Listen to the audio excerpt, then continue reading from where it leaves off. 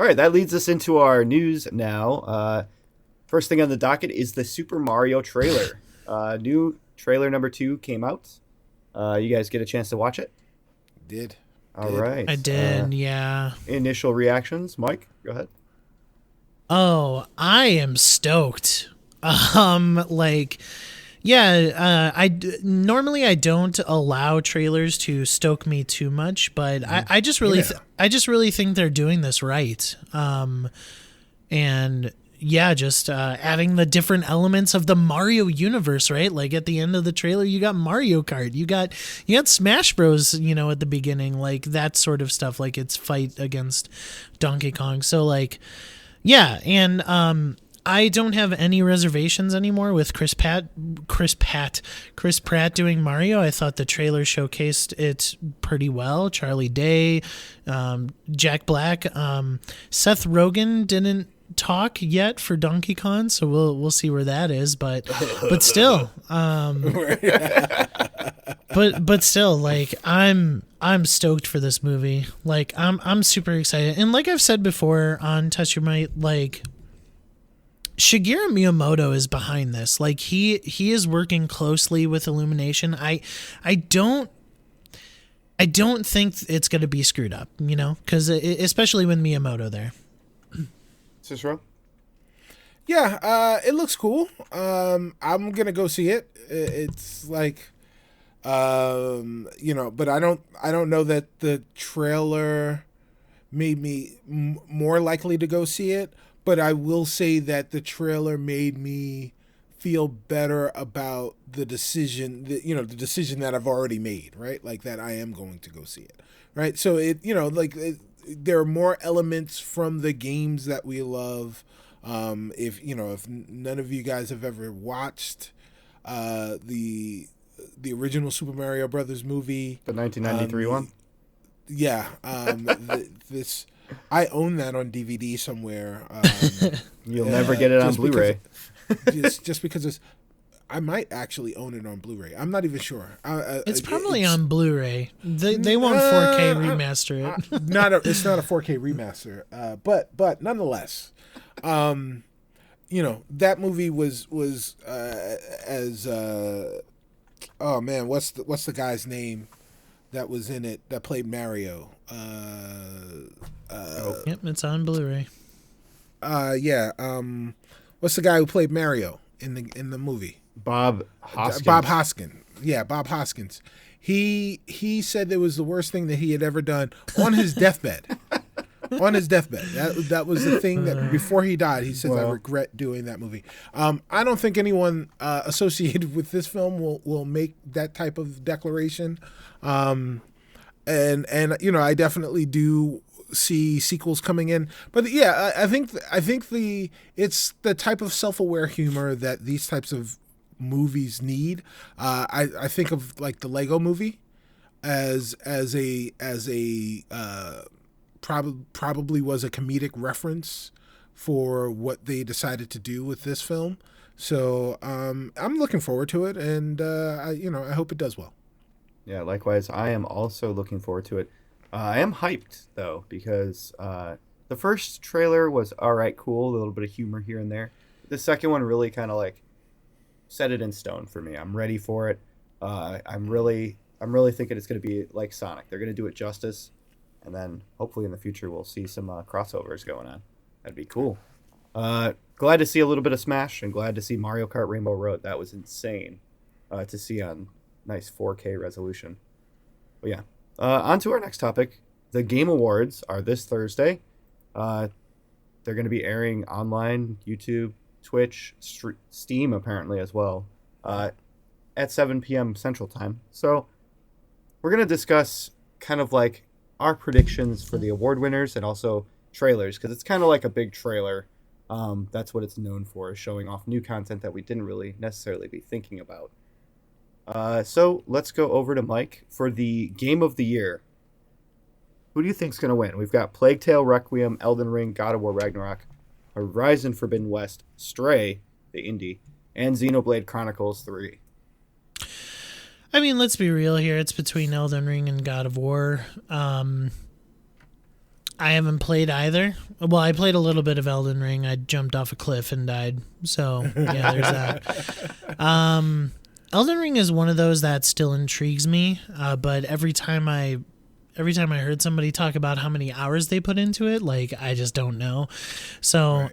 I think it's going to be Elden Ring. I think it was just too big in the culture. I really do. Like Elden Ring almost hit like the Wii Sports sort of like thing where like everybody was buying it even though they're not into this type of video game, and I just think it's too big.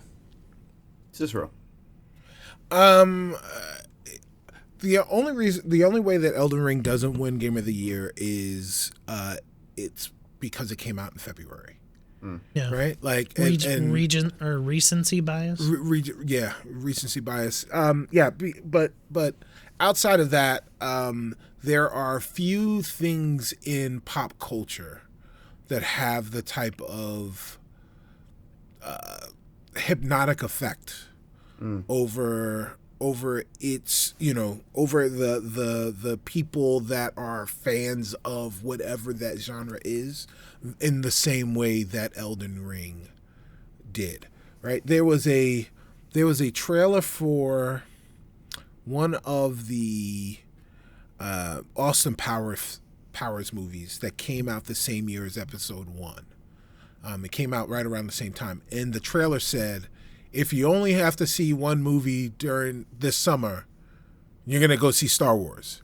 And if you're going to see two movies this summer, you're going to see Star Wars twice. But if you see three movies, make sure you see Austin Powers, right? Elden Ring had that type of draw, right? Like it was, I mean, like for the first 2 months of any of your social media platforms after the game release, it was a noun, verb, and Elden Ring for just the predominance of whatever your timeline or whatever the equivalent was and whatever your social media platform was. Elden Ring really took over as zeitgeist like very few things did.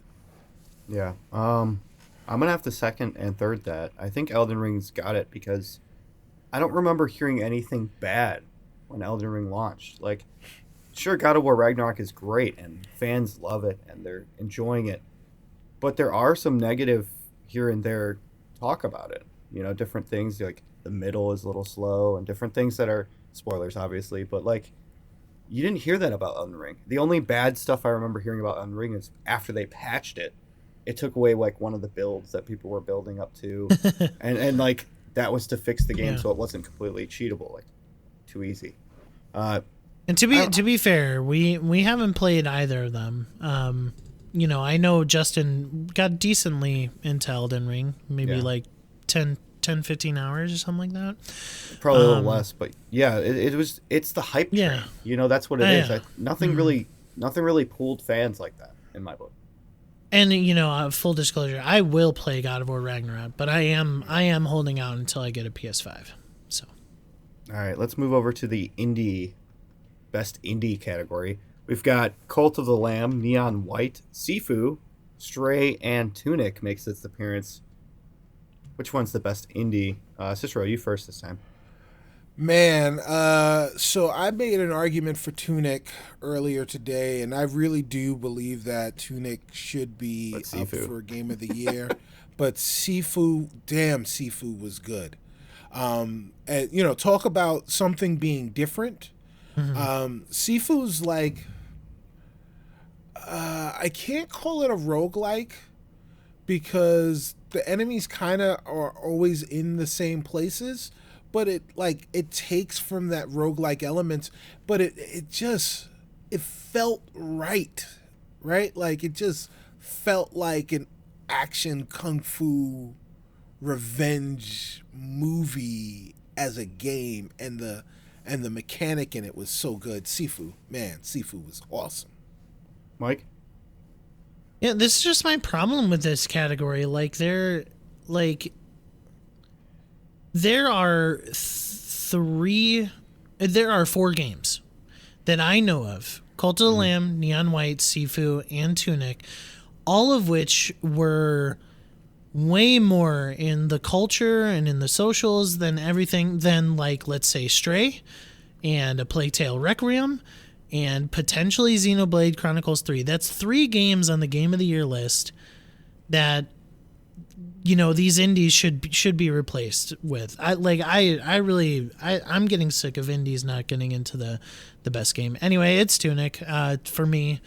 I think Sifu would be really, really up there if I played it, but just didn't have a chance to play it on my PS4. So I'm gonna go with Stray. Yeah. I You know know what? that you played that and you loved that. I loved it, and I'm not even a cat guy. I am a dog person, but it was unique, visually gratifying. Sure, you don't need perfect visuals to get a Game of the Award nomination. Like, most of these games don't look the greatest, but they've deserved to be up there in my book. But it was impactful. The story was unique. It was interesting gameplay. It was, you know, Tunic is up there too for me. I didn't play Sifu. I wish I did, but it's between Tunic and Stray I've been for thinking me. about all these games that I'm just gonna get a PS5 and then just play through. Yeah, Tunic and Stray are up there for me, and Sifu, I understand why it's up there for you, Cicero, but Stray really takes the cake on all the elements for me. I think it, you know, it's not a recency bias because Tunic is high on my list, but it's unique. You know, it's something that I've never played before, and that goes back to that whole like Zelda thing. Yeah, sure, it fills that nostalgia void, Tunic does, but Stray was something that was one of a kind. You know, it was a masterpiece. Didn't need patches, didn't need fixes. It was easy to play. It was unique. It felt on rails for the most part, but it was a unique story that really impacted you. So, Stray for me. All right, let's go to a funny one. The best esports game. All right. Okay. Games that were played on esports. We've got Counter-Strike, still up there after this long. Yeah. Dota 2, Yes, League still. of Legends, Rocket League, and Valorant. Mike, you first this time. Or you know what? I'll go first. Okay. I'm going with Rocket League.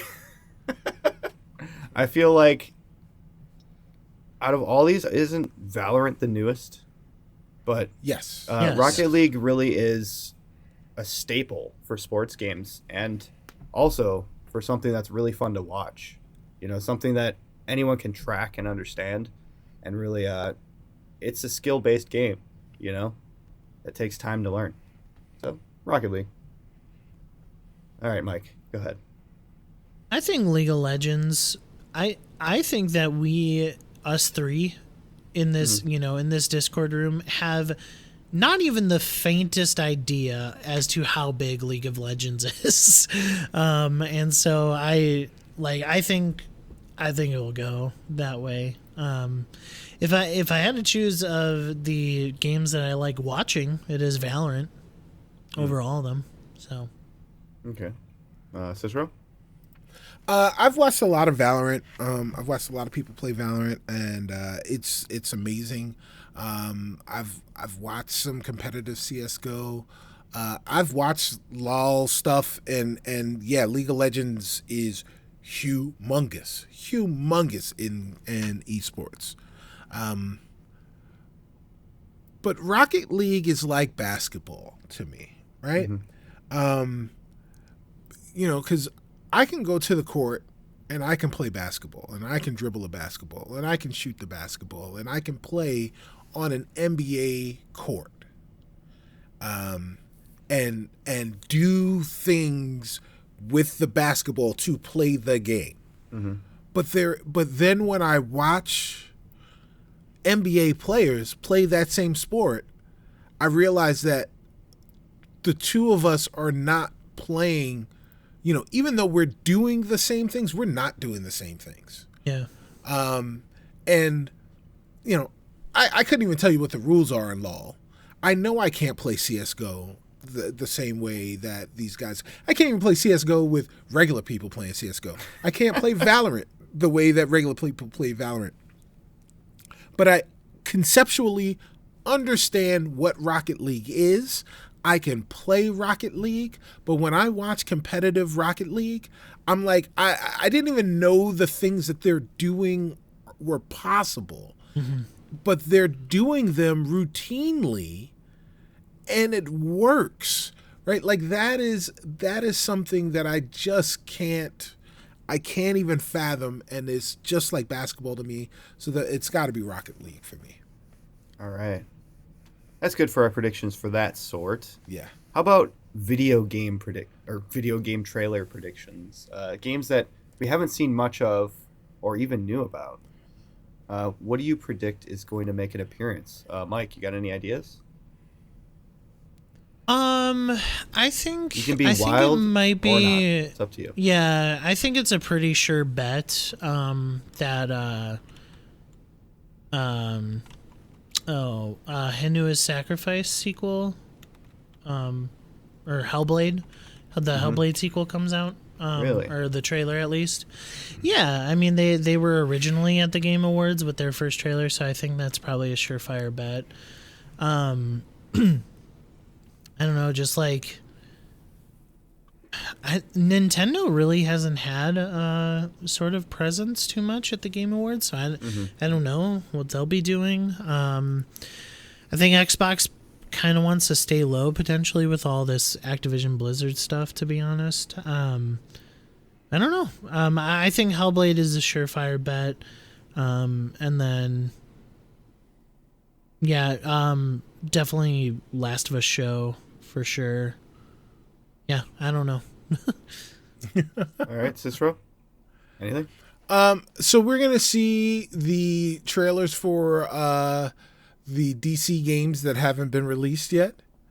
So we'll get a couple of trailers for those games. We'll also get my out there prediction is not only will we get a Splinter Cell 20th anniversary trailer, but we will get a trailer for a new Splinter Cell game. All right. And a Starfield, another Starfield trailer. You will get Starfield? All right. What about Wonder Woman and Wolverine for the PlayStation? What about those two? Maybe something on their line? But I think my prediction is the Fable trailer we're looking for. I think we're going to get a Fable reveal. It's been way too long. We've talked about this. I'm ready for gameplay trailer. Something to wet our whistle, ready to go. Coming into 2023. Yeah, Fable. Don't hold it to the bank. Those are crazy predictions. But that's what we know, that's what we thought, and that's what we think.